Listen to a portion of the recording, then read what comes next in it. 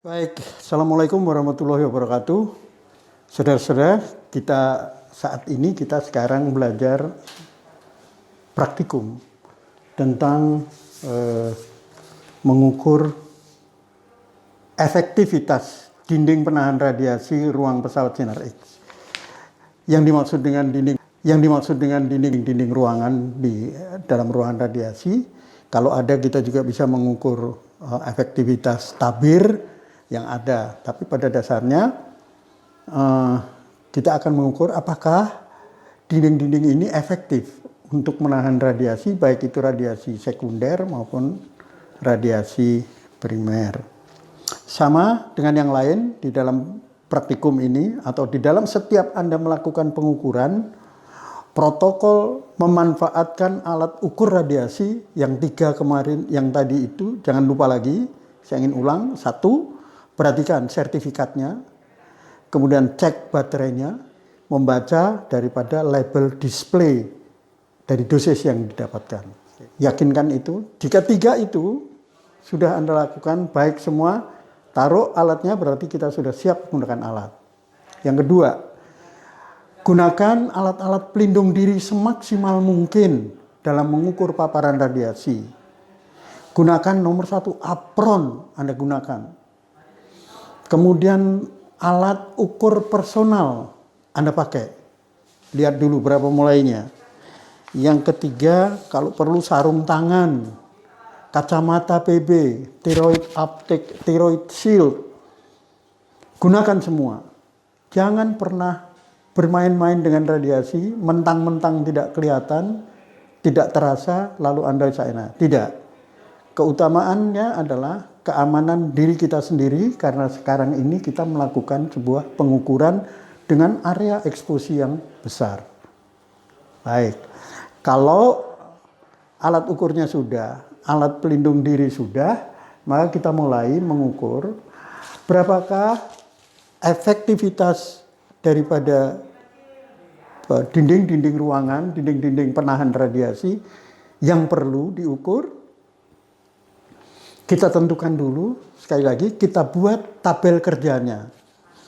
Sama dengan yang kemarin, tabel kerjanya dibuat, lokasinya mana, kondisi alatnya berapa, kondisi exposure tertinggi yang pernah dipakai, jangan tertinggi alatnya. Yang pernah dipakai berapa. Kondisi pemotretan paling tinggi adalah pada posisi pemotretan lumbal lateral. Nah, berapa itu? Pakailah kondisi itu artinya kondisi tertinggi, lumbal lateral.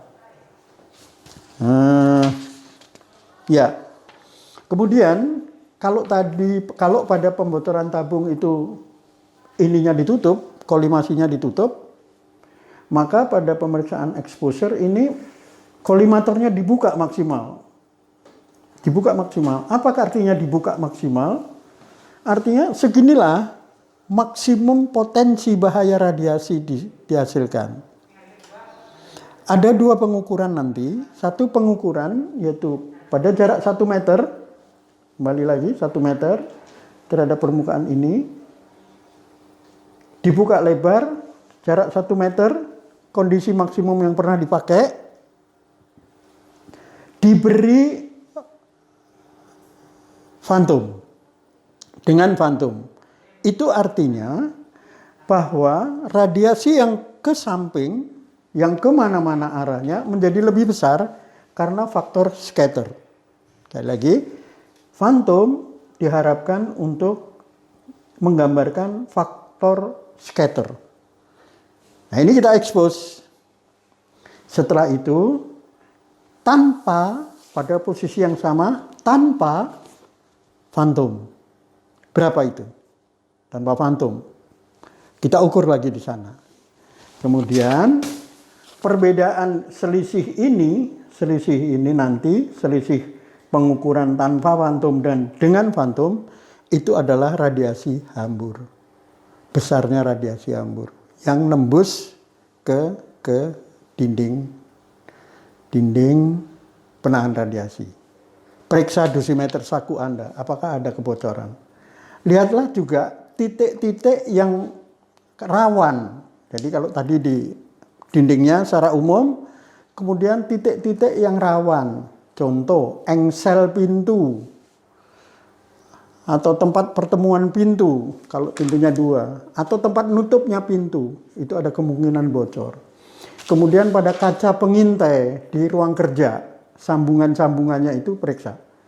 Itu penting sekali karena ada kemungkinan yang bikin dulu tidak tahu maksudnya dikasih timah itu. Jadi asal saja.